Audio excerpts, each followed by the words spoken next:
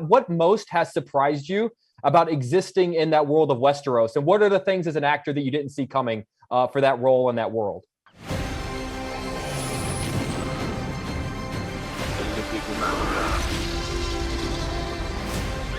Where we're going, we don't need roads. Matt, dude, I am such a fan of your work, man. I'm such a fan of yours, and I've never had the pleasure to meet you before. So seriously, thank you so much for taking the time to chat with me.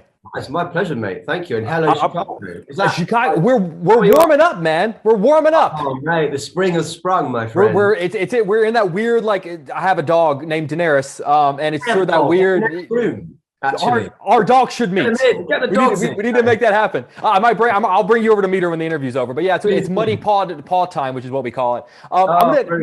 I'm going to ask this question because I've always wanted a question for someone in your position, because you've been a part of so many different franchises with such passionate fan bases. You have Marvel now, Doctor Who, The Crown, Terminator, soon to be Game of Thrones. There were Star Wars rumors for a long time. So when a fan starts to approach you on the street, can you sort of clock them from a distance? Can you tell, like, oh, this is a Doctor Who fan approaching me, or this person's going to talk about The Crown? Like, can you clock your fans in that way? No, they're very surprising. It has to be said. You know, because I think people are surprising, aren't they? I mean, the interesting thing about Doctor Who is that crosses kind of generations in quite a mad way. So you can meet someone who's 10 and has only just sort of started watching it, and they might have a favorite Doctor, which is probably Jodie at the moment, you know, because that's their Doctor.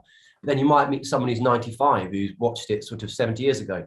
So no is the answer, but they are, I suppose the tone of them can be quite different.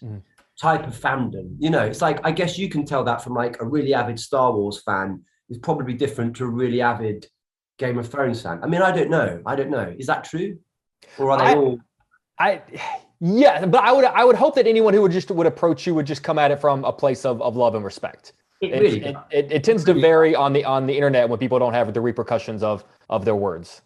Yes. Well, you know, I try and avoid that because that's always, you know, you never win. Yeah, it's a no-win there. The last 10, 15 years has changed the game for sort of how these comic book adaptations exist, because now characters are crossing over and they're doing team-up movies and they're crossing multiverses and universes. Like all the Spider-Man came back and Michael Keaton's coming back as Batman. So anything is possible. So I know everyone always asks like which MCU character you would want to meet, but I want to know which character in the MCU do you think your character would hate the most, just absolutely not be able to stand? Milo, you mean? Wow. Yes, sir. God, which MCU character?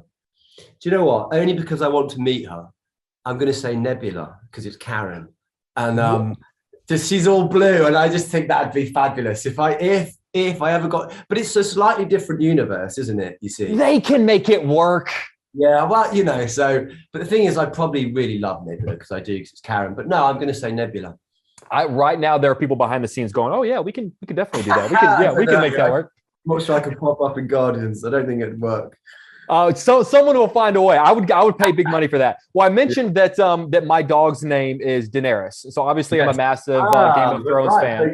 But I got to tell you, I don't know anyone who's not excited for House of the Dragon. So I'm just sort of curious, what most has surprised you about existing in that world of Westeros, and what are the things as an actor that you didn't see coming for that role in that world?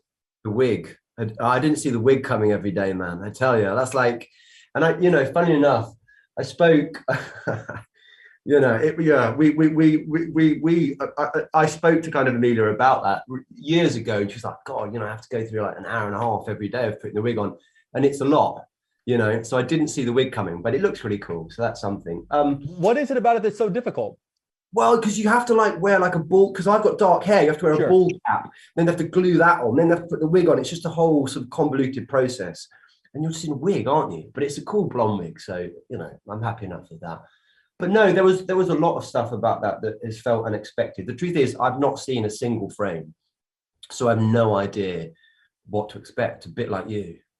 I didn't watch the monitor much either. Sometimes I do, sometimes I don't. And on that, I just didn't watch the monitor at all, because I couldn't figure myself out in a blonde wig. Well, whenever we do whenever we get a premiere date, I'll throw a party. I have a very comfortable fold-out couch. Like we'll hang out. Like Really? you're sold. And we'll all have our blonde. I'm not quite blonde enough, but we'll all have our blonde. Quite blonde, actually. But that means that you've got to go through the whole process of putting the ball cap on and putting the wig on, and it's a whole big thing. Dude, I dress up. I do the cosplay stuff anyway, man. Really? You've done the conventions here in Chicago. You know how passionate we are. Yeah, I have that.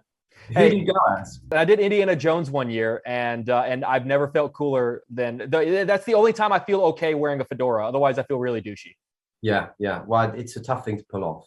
Yeah, but no one pulls it off quite as well as Harrison. I think you've got quite a strong, striking face. I think you'd make a good Indiana Jones. I appreciate you, sir. That's the best part of it. I can't top that. Matt Smith, if you can't tell, I'm such a fan of yours, man. Seriously, I appreciate you being so kind. And seriously, next time you're in Chicago, hopefully we can do this in person. To be a big up Chicago Bulls as well. That's my yes, yeah. We were doing okay for a while. We hit a rough stretch for a while, but I think we're gonna bounce back. All right, man. Good to see you. Bye, mate.